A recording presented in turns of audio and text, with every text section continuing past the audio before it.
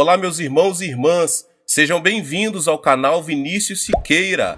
E se você ainda não é inscrito aqui no canal, se inscreva aqui no canal e não esqueça de ativar o sininho das notificações. Todos os dias são postados vídeos abençoados aqui no canal para te abençoar. Vamos a mais uma palavra do Senhor. Posso realmente conhecer o Espírito Santo? Mensagem de Benny Hinn. Faltavam 3 dias para o Natal de 1973. O sol ainda estava nascendo naquela manhã fria e nublada de Toronto. De repente, ele estava ali. O Espírito Santo entrou em meu quarto. Ele era tão real para mim naquela manhã, quanto o livro que está em suas mãos é para você agora. Nas 8 horas que se seguiram, tive uma incrível experiência com o Espírito Santo que mudou o curso da minha vida. Lágrimas de fascinação e alegria escorreram pelo meu rosto quando abri as Escrituras e ele respondeu às minhas perguntas. Parecia que meu quarto tinha sido elevado até o hemisfério do céu, me fazendo querer ficar ali para sempre.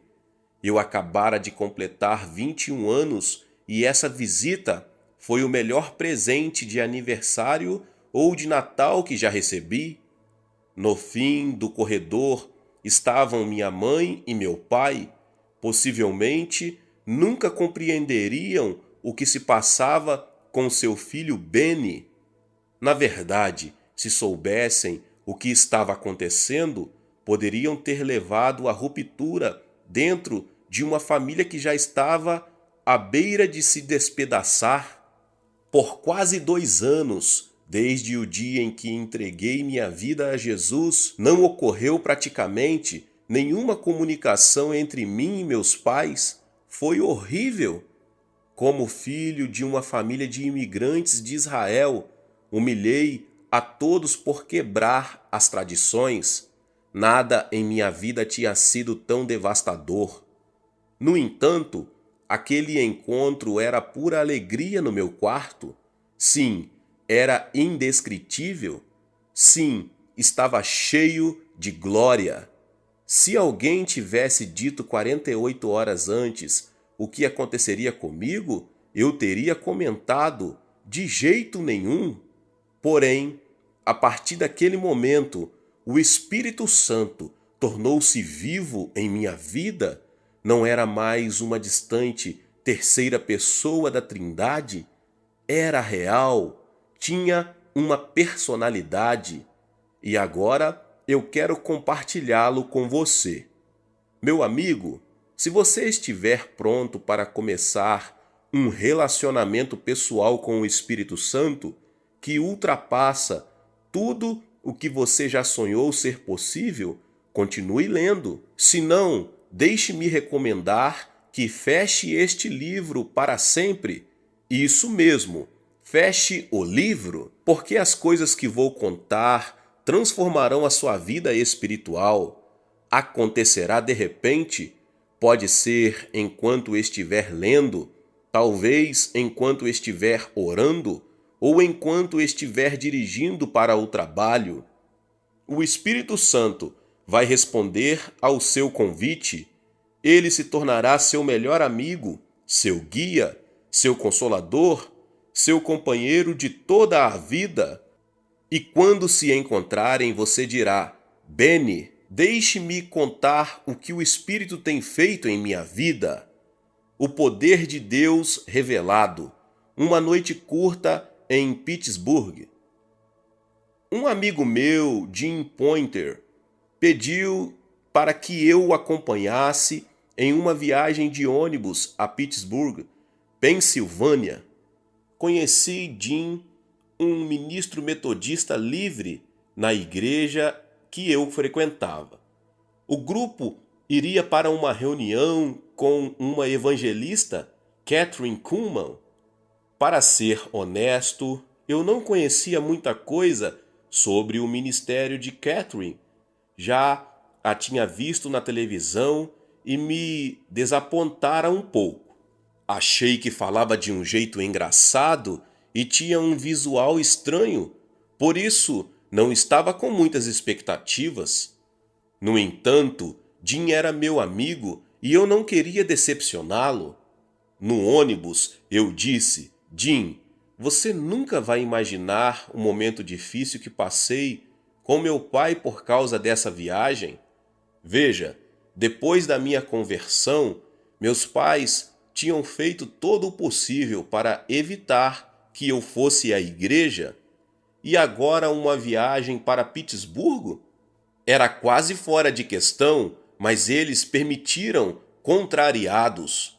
Saímos de Toronto na quinta, no meio da manhã, e o que deveria ser uma viagem de 7 horas demorou bem mais por causa de uma súbita tempestade de neve. Chegamos ao nosso hotel somente à 1 da manhã.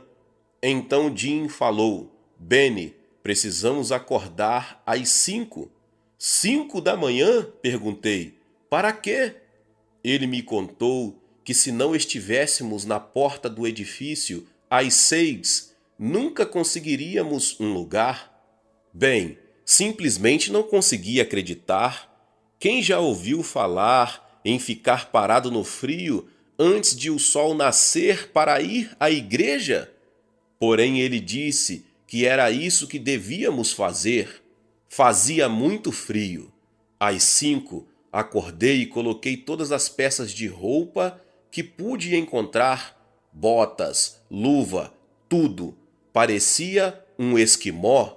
Chegamos à primeira igreja presbiteriana no centro de Pittsburgh e ainda estava escuro, mas fiquei chocado ao ver que centenas de pessoas estavam ali e as portas demorariam 2 horas para serem abertas.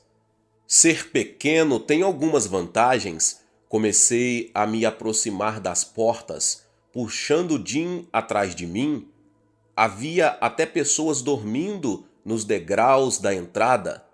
Uma mulher me contou: eles ficaram aqui a noite toda. É assim toda semana. Quando cheguei ali, comecei a vibrar de repente, como se alguém tivesse agarrado meu corpo e começado a me sacudir. Pensei por um instante que o ar gelado era o culpado, mas estava bem agasalhado e certamente não sentia muito frio. Um tremor incontrolável tomava conta de mim. Nunca tinha acontecido algo assim antes e não parava. Eu estava muito constrangido para contar a Jim, mas podia sentir meus ossos vibrando, sentia em meus joelhos, em minha boca. O que está acontecendo comigo? Eu me perguntava. Será o poder de Deus? Não conseguia entender. Correndo pela igreja. Naquele momento, as portas estavam prestes a serem abertas e a multidão empurrava tanto que eu quase não conseguia me mexer. Mesmo assim, a vibração não parava. Jim falou: Benny, quando essas portas se abrirem, corra o mais rápido que puder. Por quê? Perguntei. Se não correr, vão passar por cima de você. Ele já tinha estado ali e já sabia o que esperar. Bem, nunca pensei que entraria correndo em uma igreja, mas ali estava eu. E quando aquelas portas se abriram, tornei-me um velocista olímpico. Passei por todos, senhoras, jovens, todos eles.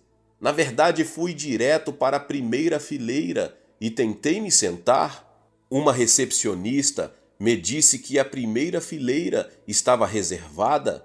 Descobri depois que a equipe da senhorita Kuhlman escolhia a dedo quem se sentaria na primeira fila. Ela era tão sensível ao espírito que queria somente apoiadores positivos e fiéis na sua frente. Com meu problema sério de gagueira, sabia que era inútil discutir com a recepcionista. A segunda fileira já estava cheia, mas Jim e eu encontramos um lugar na terceira. Faltava 1 hora para o culto começar, então tirei meu casaco, minhas luvas e minhas botas. Quando relaxei, percebi que estava tremendo mais do que antes. Simplesmente não parava. As vibrações atravessavam meus braços e pernas como se eu tivesse preso a algum tipo de máquina. A experiência era estranha. Para ser honesto, eu estava assustado. Enquanto o órgão tocava, tudo o que eu conseguia pensar era em meu corpo tremendo. Não era uma sensação de doença. Não era como se estivesse ficando gripado ou com algum vírus. Na verdade, quanto mais tempo aquilo continuava, mais lindo se tornava. Era uma sensação incomum que não parecia nem um pouco física. Naquele momento, como se saísse do nada, Kathryn Kuhlman apareceu. Em um instante, a atmosfera naquele prédio se tornou eletrizante. Não sabia o que esperar, não sentia nada ao meu redor, nenhuma voz, nenhum anjo celestial cantando, nada. Tudo o que sabia era que estava tremendo havia 3 horas. Depois, quando os cantos começaram, me encontrei fazendo algo que nunca esperei fazer. Estava de pé, com as mãos levantadas e havia lágrimas escorrendo pelo meu rosto, enquanto cantava How Great Thou Art. Quão grande és tu! Era como se eu tivesse explodido. As lágrimas nunca tinham escorrido de meus olhos tão rapidamente. Nem me fale em êxtase. Era um sentimento de intensa glória. Não estava cantando de modo que normalmente cantava na igreja. Cantei com todo o meu ser. E quando chegamos às palavras Then sings my soul, my Savior God, to thee. Então canta minha alma, meu Deus Salvador, para ti. Cantei literalmente com a minha alma. Estava tão perdido no espírito naquela canção que demorei uns momentos para perceber que minha tremedeira tinha parado completamente. Mas a atmosfera daquele culto continuou. Achei que tinha sido totalmente arrebatado. Eu estava prestando uma adoração mais forte do que qualquer coisa que já tinha experimentado. Era como estar frente a frente com a pura verdade espiritual. Não sei se os outros conseguiam sentir o mesmo que eu estava sentindo. Em minha jovem experiência cristã, Deus tinha tocado minha vida, mas nunca como me tocou naquele dia. Como uma onda.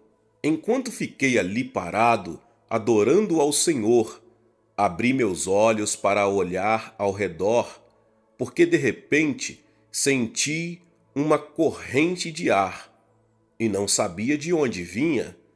Era gentil e lenta, como uma brisa. Olhei para as janelas de vidro, mas estavam fechadas e estavam muito altas para criar uma corrente assim. A brisa incomum que eu sentia, no entanto, era mais como uma onda. Eu sentia como se ela tivesse descendo por um braço e subindo pelo outro. Na realidade, havia movimento. O que estava acontecendo? Eu teria coragem de contar para alguém o que sentia? Pensaria que eu estava ficando louco. Por uns 10 minutos, ou foi o que pareceu, as ondas daquele vento continuaram a me levar, e foi então que senti como se alguém tivesse enrolado meu corpo em um cobertor puro, um cobertor quente. Kathryn começou a pregar para as pessoas, mas eu estava tão perdido no espírito que realmente não prestei atenção. o Senhor estava mais perto de mim do que nunca, senti que precisava falar com o Senhor, mas tudo o que conseguia sussurrar era: querido Jesus, por favor, tenha piedade de mim. Repeti: Jesus, por favor, tenha piedade de mim. Eu me sentia tão indigno.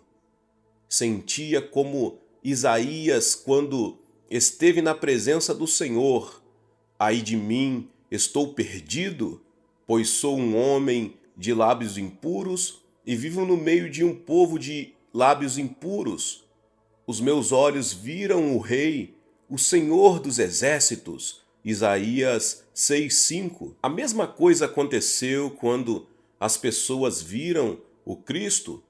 Imediatamente viram sua própria sujeira, sua necessidade de purificação. Foi o que aconteceu comigo.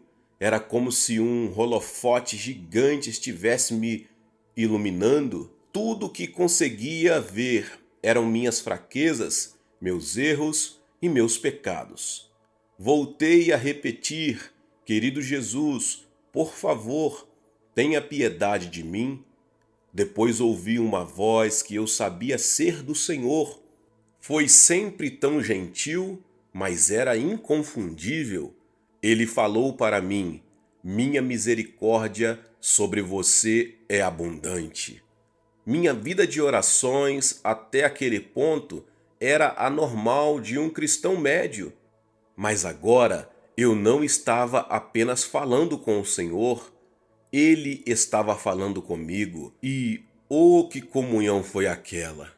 Não sabia, mas o que estava acontecendo comigo na terceira fila da primeira igreja presbiteriana em Pittsburgh era somente uma antecipação do que Deus tinha planejado para o futuro?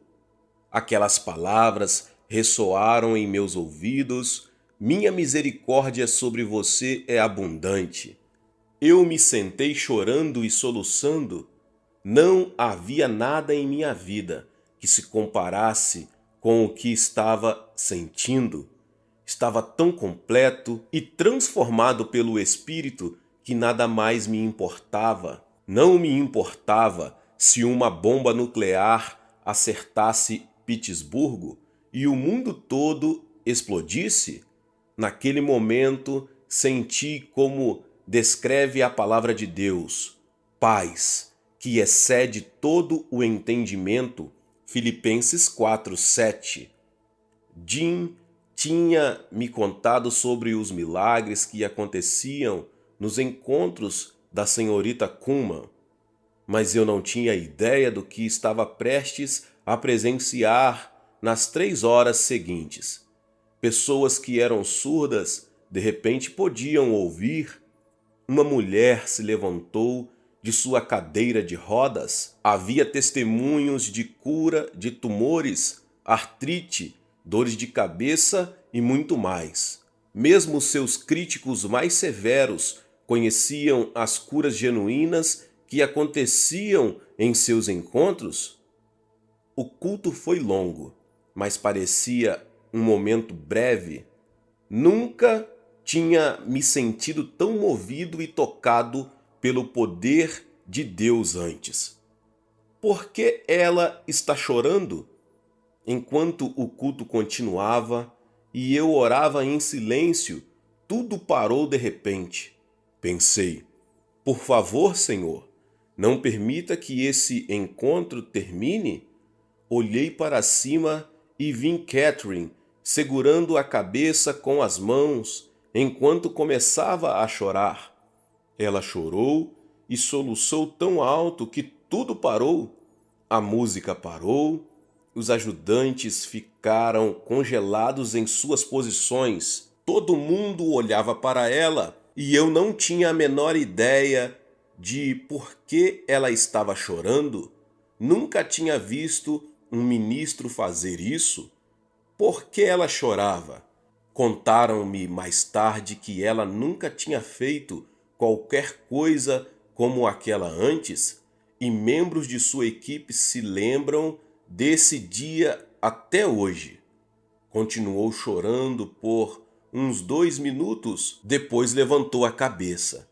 Lá estava ela, a poucos passos à minha frente. Seus olhos estavam queimando. Ela estava viva. Naquele instante, Kuhlman foi usada de uma forma que eu nunca tinha visto na vida. Apontou o seu dedo para a frente com enorme poder e emoção, até dor.